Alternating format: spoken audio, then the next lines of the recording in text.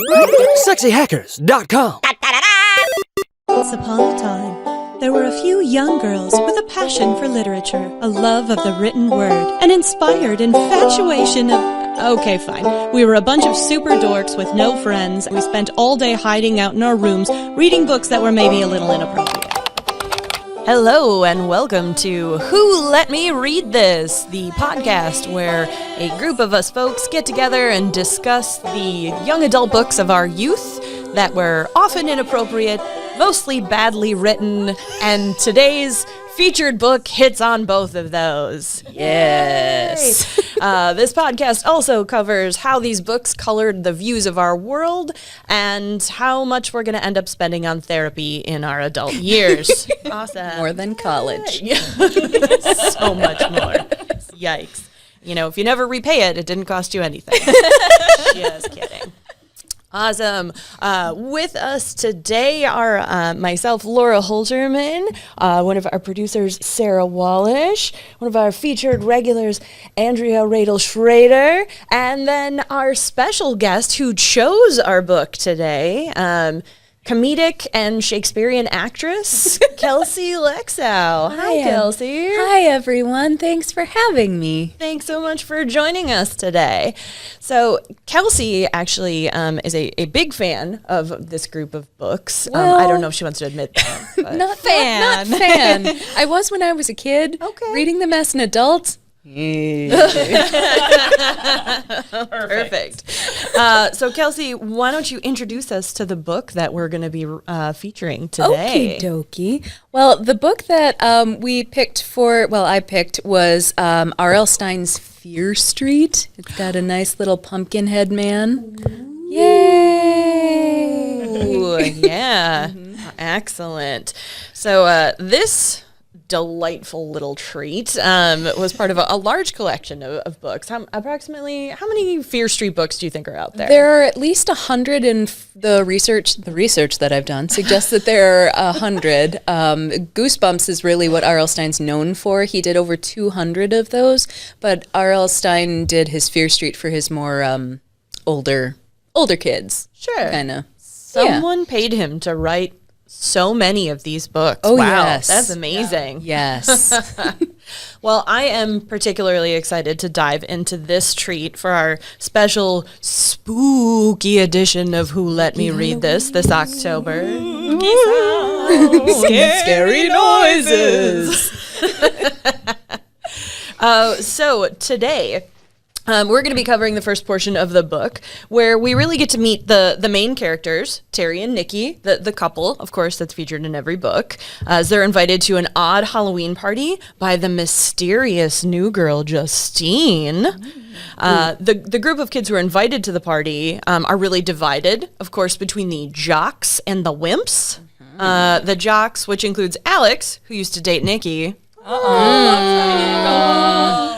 They decide to have a contest where the two groups prank each other to see who is less of a wimp since they're attending a party on Fear Street. And then they all show up to the party in some really bizarre costumes. Let's discuss. The party is an amazing affair and things are going wonderfully when the lights go out and the surprises begin.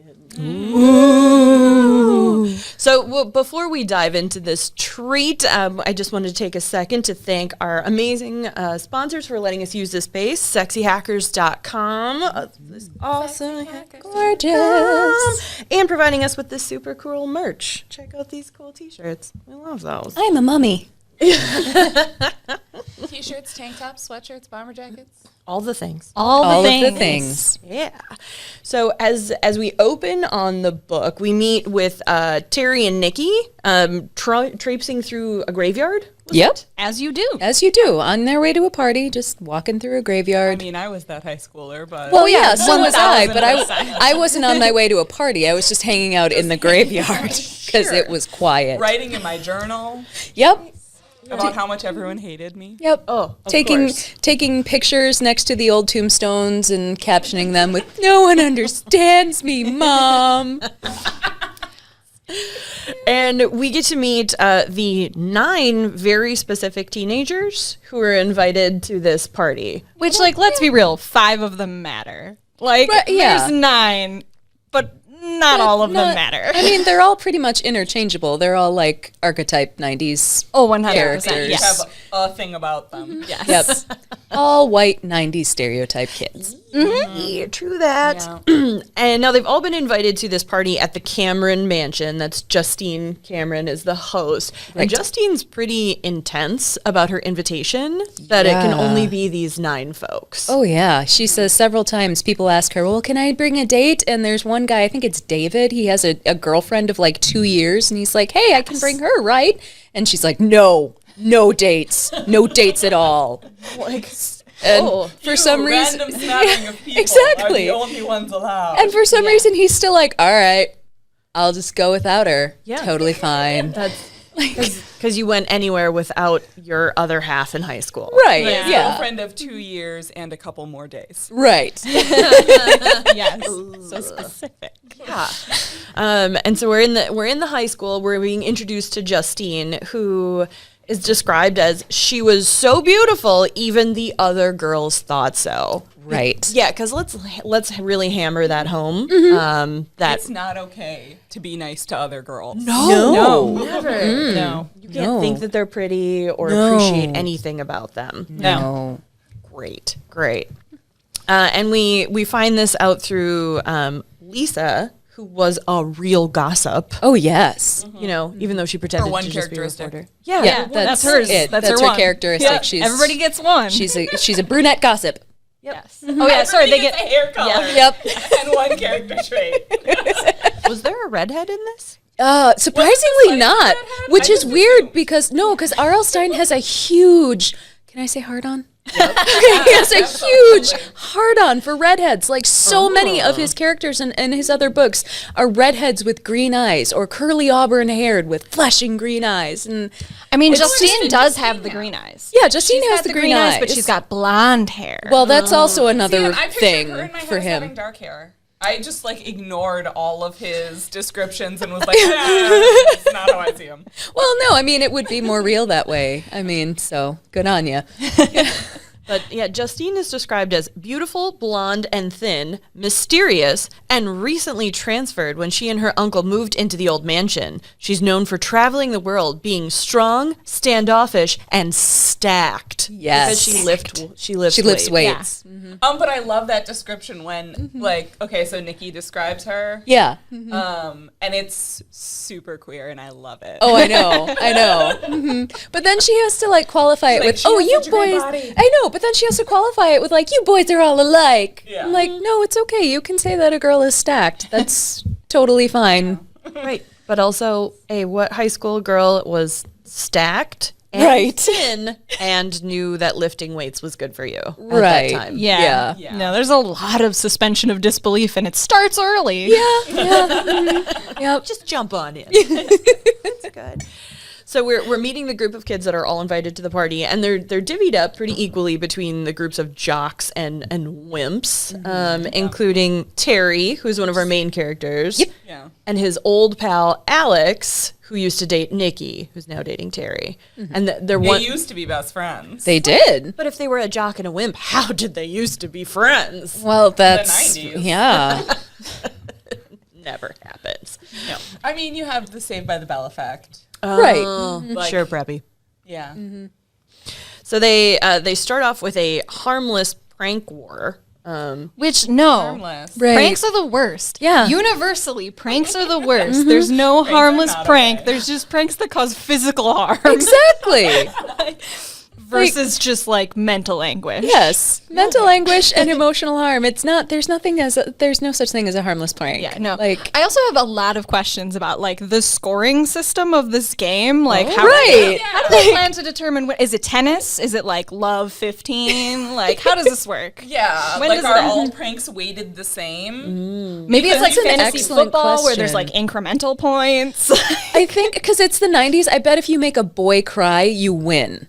Yeah, probably. Like especially if it's a jock, Yeah. I bet that wins the game. But do Kelsey, it. the inimitable Robert Smith says that boys don't cry. So but this is the 90s. Why you win. That's why you win. if you break the rule, You in the 90s, if you're a dude, you solve your problems through violence. Like, And that is Seriously? 1000% everybody's game. Oh in yeah, this book. absolutely. Yeah. So much threatening. So much So casual much threatening. Except for less. Right. Yeah, well, I how does that My go heart for less. less? I like less. Less. I'm all the way team Les is less. the nerdy one. Right. That's like his identifier. He's I don't know got if we get hair color for him. horn-rimmed He gets horn-rimmed horn-rimmed glasses. glasses. Oh, that's why I liked him. Yeah. I love a good horn-rimmed glass. And he was quiet and polite. That was it. He's And the That's- only that's one it. who's not awful. Cool. Right. All right. so the pranks are starting off what they call harmless until Terry, our hero, Yeah. I mean, Ostensibly, yes. finds a plucked chicken head in his locker. Right. Like, We went escalate. Yeah. I guess I don't understand why it's plucked. Right. Like, wouldn't it be just as intimidating to just find a severed chicken head in your locker as a plucked chicken head? It's really specific. Yeah. yeah. There's a lot of casual access to like easily dead animals. in Right. this. Yeah. There's a lot of just Yeah. like hanging around with animals and And like, amphibians. yeah, and studio effects makeup. Like, a lot of casual access to, like, Hollywood level special effects. I have questions. Considering none of them are described as being a theater kid. Right. Yeah. Right. Right. You would, yeah. You'd think. Right.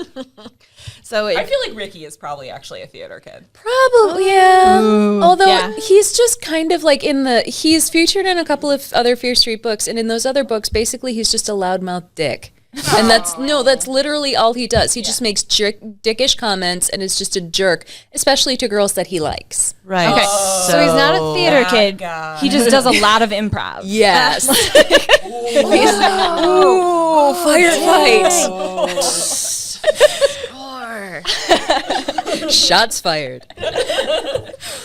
And we also learn that no one in the theater community supports each other. So it's back to 90s high school. Oh, wait. So But Ricky, like we meet Ricky because he has gotten an invitation, but also he's carrying around a what is it? A He's jar carrying of around dead tadpoles. a frog. He has a frog just in a bag. Yep. yep. For his And science a jar project. of tadpoles. Listen, He has a frog. Yes. In a bag. Ricky has very specific, like, intense interests that I feel like there's maybe something going on there. There's definitely something going on there, but that was his biology project. So, Yeah. but frog in a bag. frog in a bag. Frog in a bag. Frog in a bag. Dead I was in tadpoles. high school and I knew better. Right. Yeah, Ricky doesn't understand fundamental concepts. Like animals need air. Air. So they're going through this prank war, and things escalate a little bit when Nikki, so our lady hero, Yes. our Shiro, yep, she is hearing impaired but reads lips. She gets a note in her locker that says, "You'll wish you were blind too." Yeah. Just rude. Well, I mean, all's fair in love and prank war, as Alex says. Yeah. Which is patently untrue. The Right. 90s did love like casual ableism. Absolutely. Absolutely. Yep. Huge. The 90s. Did we ever find out if that was part of the prank war or if that was like No. part of a bigger evil plan? No, we never found out if that was, No it one was ever just, took- yeah, there no was no one- yeah. responsibility for that. yeah, which is really weird because you'd think like in the 90s people would be like, I did it, isn't it hilarious? It's so funny how I threatened to take away another of your senses. Thanks. So we get to meet all of these characters. We get to see this crazy escalating prank war, which Nikki is not a fan of. Putting her foot down repeatedly. Go girl. Nikki. Given the look to Funny Face, what's with the nickname? Yeah, just like a real. See, here's the thing. It comes back to Terry's weird coding because, like, are you just really into Audrey Hepburn, Terry? Right. Like, what's going on? Is this like casual negging? Ooh. Because Well, I mean, he does say to her, if you can stop eating for a few minutes, let's dance when they get to the party. So, no. We're going to visit that in just a second. Oh, sorry. What to say about casual negging. Yeah. Yeah. So actually, before we dive into the party, we're going to take just a quick break and a little word from our sponsors before we dive into this delightful party. We'll be back in just a sec. SexyHackers.com. And we're back to the special Halloween party edition of Who Let Me Read This. So My mommy. So let's dive into this party. So this is Justine is hosting a special party at her mansion on Fear Street. Right? Like you do. Do they ever address how buck wild, like, Fear Street existing in this universe is as a concept of just everybody accepts there's this street where everything's haunted and, like, terrible things happen regularly, and that's just a thing? Yeah, I mean, it's tradition. All right. Why not? This is the only Fear Street book I've ever read, so I was very like, Oh, yeah. there's like an established thing. Yeah, It's there's like the plot connector of everything. Of there's Fear Street in this town that everything else is normal, and then there's Fear Street. Right, yeah. In the R.L. Stine mythos, there's like 10 books on the origin of Fear Street, and and they are a trip and a half as well. What? Yes. So they all arrive to this costume party, Halloween costume party, wearing some of the most questionable choices. Yeah. Like, not crazy inappropriate. No. But you just kind of go, huh? That was... What was the nexus of this decision that you've made? Like, Yeah. So Terry is dressed like a greaser. Right. Besides that, with the cigarettes folded up in his Which t-shirt. Yeah, there's a sentence devoted to. yes. And I feel like there's a very high school. That's a very like. High Oh yeah. school yeah. They just did. costume, They you know, just did jelly or Outsiders whatever. in English Yes. lit. Like, Yeah. We should read that one. But then his girlfriend is dressed like a carnival character. The funny part about that is, like, she makes her own costume. Like, they talk about that. But then the funny part about it is, like, Justine says to her when she gets in the party, "Oh, you look like you're from someone from Carnival." And Nikki's like, "What? What's Carnival?" Like, yeah. Did you just make a did dress? you just decide to be like a ballerina princess ball gown, red, whatever? I have to appreciate the cape though. I love a good cape. Yeah. Love Oh a good yeah, cape. love a cape. Gotta love a cape. And then there's some zombies and, of course, cheerleaders. And the one tramp of the party is the biker chick. Right. Yeah, Yeah, and that's what like makes you her a do. tramp, is that she's dressed like a biker chick. Because I she's thought that was her one line, was that she is kind of loose. no, she's on the jocks. Like she's a jock. There she's was, on the there up was and somebody up. that said somebody was fast. Yeah. Oh yeah, you're right. Yes. fast. Yes, fast. Fast. Ooh. What an entendre. Single entendre. Right. And then Alex comes in dressed as just the Silver Prince. Yeah, because that's a thing, I guess. It was capitalized. Like, Yep, the Silver The Prince. Silver Prince. Yeah. Like that's. And Justine introduces him as the Silver Prince. So apparently that's a thing that exists in that universe. it was. Was I making it up that his costume was basically like a silver unitard? Nope. Yeah, That's what it is, yeah. That was how it was described. Yep. I've With his been thinking about, muscles that. Was I rippling. just making that up. No.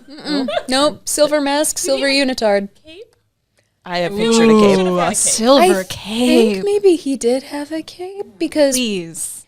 yeah, no, I think he did because when later things happen, I believe a cape is involved. Yeah. David, dressed as a basketball player, the like Right. quintessential high school boy Halloween costume. Yes. Let me just wear my gym clothes Yep. and say I'm a I'm basketball a basketball player. You know it was I still love it. funky too. Let me just wear my Charlotte Hornets jersey Yeah.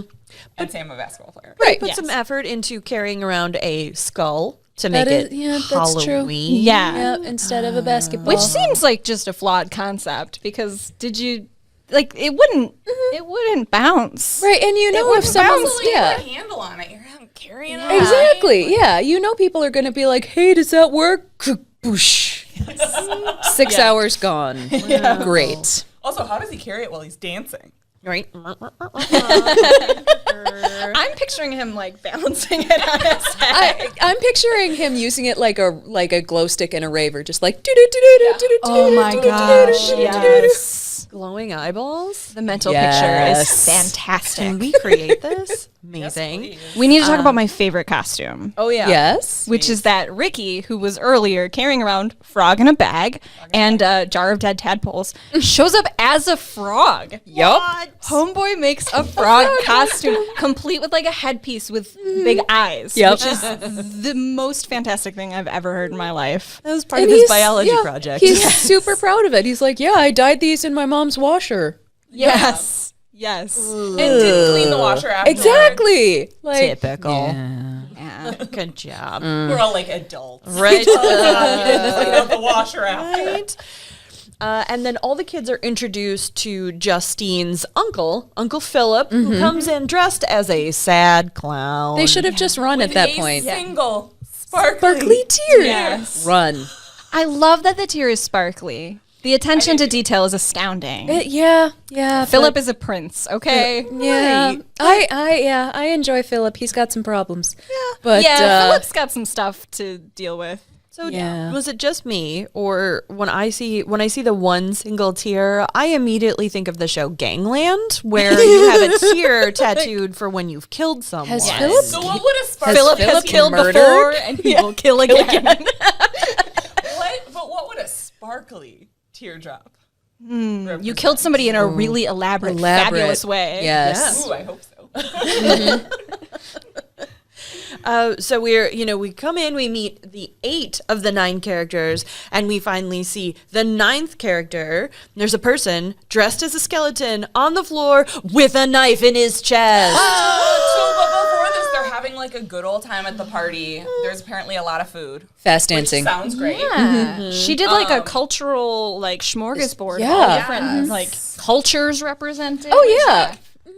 Whatever else there's to say about her, girl knows how to throw a party. Yeah, Right, that yeah. party sounded amazing. It did. Yeah. It Like- sounded super amazing. But the lights go out. All the power cuts out. And then it comes back on, and there's a guy dressed as a skeleton with a knife in his chest. Right. Like, And every ah! Yeah, real mood killer. Yep. yeah. But it's okay because it just turns out to be less, and it's a less. Oh, Team less. right. Totally And team Les. Then He just ranks everybody. Yes. Yeah, He does Les not does care. get like a solid like- dunk on every person. Jocks, wimps, whatever. Dumb. And then Justine announces that don't worry, there's gonna be more surprises. Hard pass. Oh, no thank you. That's not a Surprises are the surprise. worst. A dead body is not a surprise. This I went from being mean, an awesome party with it great is. food to Well- being very stressful. Like, Yeah. Right. Yeah. Yeah, I would be sweaty and just not having a great time. I'd just be like, this is too classy for me. I can't do this. I need to call my mom. do you maybe have a cat? Is there an animal I can talk to in a closet? It's fine. I need a closet. I mean, we see many closets and cabinets and alcoves and Preferably not a haunted one, though. I mean, it's Fear Street, so you could hang everything's- out in the double closet in Justine's room. Yes. Closet within a closet. Foreshadowing. So in this first section of the book, there's some great moments. There's some delightful moments, but I would love to discuss some of our serious WTF moments from this first portion of the book. My goodness, where do we start? Kelsey, do you want to dive in on a favorite WTF? Yeah, I mean, there's so many. It just the whole toxic masculinity stuff. Like literally, the guys are always fighting to solve their problems. Yeah. And there are guys that if a girl gets lippy with them, their solution is just to grab them. Yeah, there's a lot of grabbing. There's a lot of grabbing. A lot of grabbing. Of women, girls, and there's a lot of like when Alex comes in and the only thing that Terry can think to say to his former friend, that in the book it talks about, oh, maybe we might be friends again, I don't know, I hope maybe we can be friends again. The only thing he can think to say is, hey, is that a Tin Woodsman or are you Tinkerbell? Like, Yeah.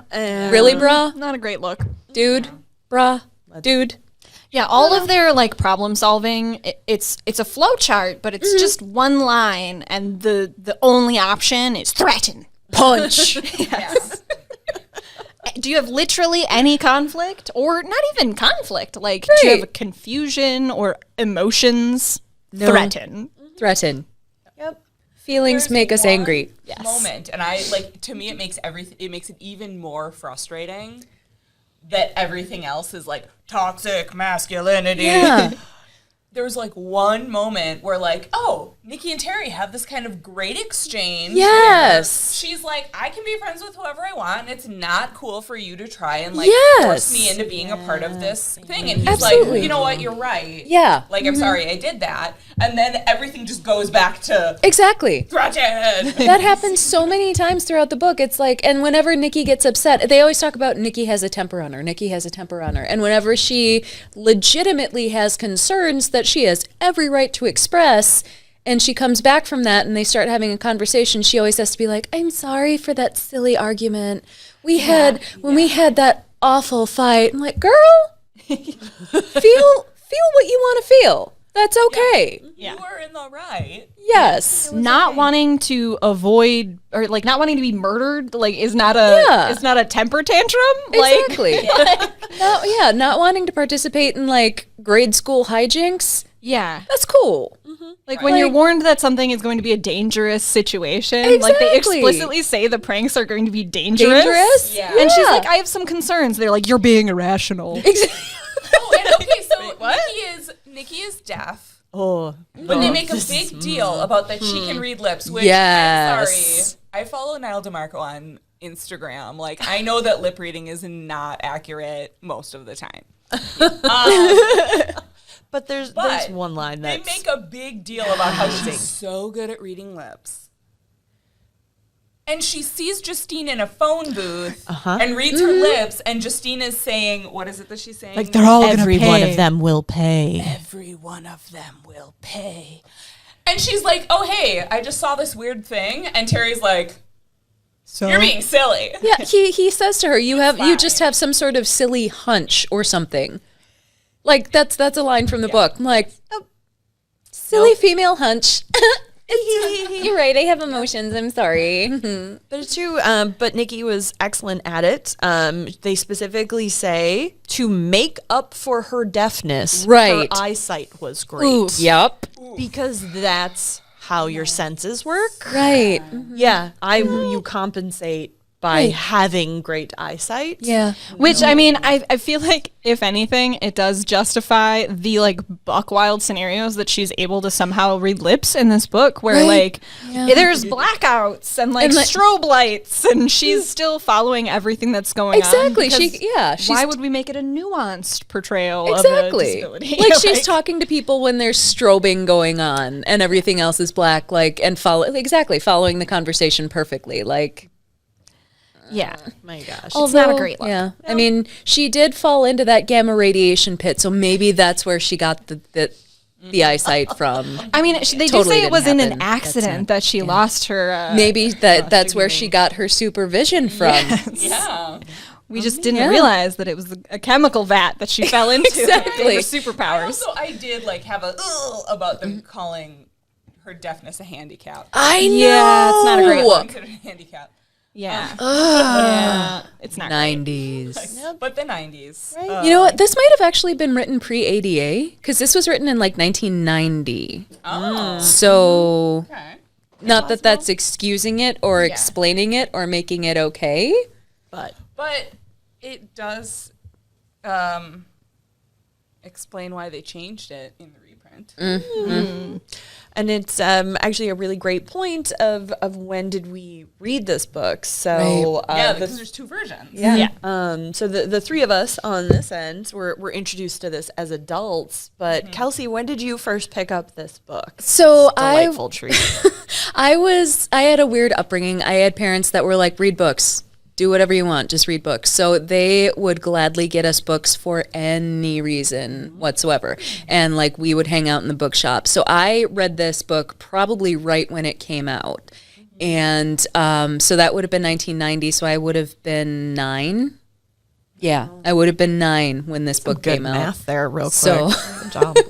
So yeah, and like all of the Fear Street books, I can remember getting like 3 of them at a time and tearing through them. But yeah, reading it as an adult versus when I was 9 and just looking back on it and being like, oh yeah, that's where that comes from. Oh yeah, that's why we avoid conflict. Oh yeah. Yeah. Well, when Yeah. you're 9, everything that high schoolers do seems like Amazing. and good and Yes. perfect. I'm going to be just like her when I get to be 15 or whatever. Like, Baby Kelsey, Baby. do better. baby. Yeah, and I was introduced to this, of course, as an older adult. So really, this first part of the book, all I was doing was critiquing Justine's hosting skills. I was like, really? Pizza? And then this Greek... Never mind. Fine, sure. That's part of your theme, Justine. Whatever. And I read it for the first time in my mid-30s now. And I'm like over here being aggressively introverted about it. Like, why would I go to this party? Exactly. Like, these are not my friends. These are not people I hang out with. Why would I go to this party? Nope. Yeah, I'm totally with you. Podcasts. Totally with Not you. going. Yeah. And Andrea, so you apparently blocked this out from your childhood? I must have like had some sort of brownout because I read like religiously all of the Goosebumps novels and then all of the Fear Street novels, and I think they just all blur together as one like big problematic mess. Gee, why? Is it because there's no character development whatsoever? Yeah, it is. It's very like color by numbers. Yes. Like plug this cliche into this plot point. And I loved it as a kid because I was a creep. But like as an adult, it's questionable. Yeah. Well, speaking of questionable choices, we're going to get to make some of those between now and our next episode next week when we continue our discussion of Halloween Party by R.L. Stein. Thank you very much to our special guests today, Kelsey Lexow. Thanks for having me. Andrea Roedel-Schroeder. Sarah Wallisch, myself, Laura Holterman, and thank you to sexyhackers.com for giving us this super sweet space to talk about all this weird shit. Thank you. Thanks, guys. We'll see you next week. sexyhackers.com Stream Team.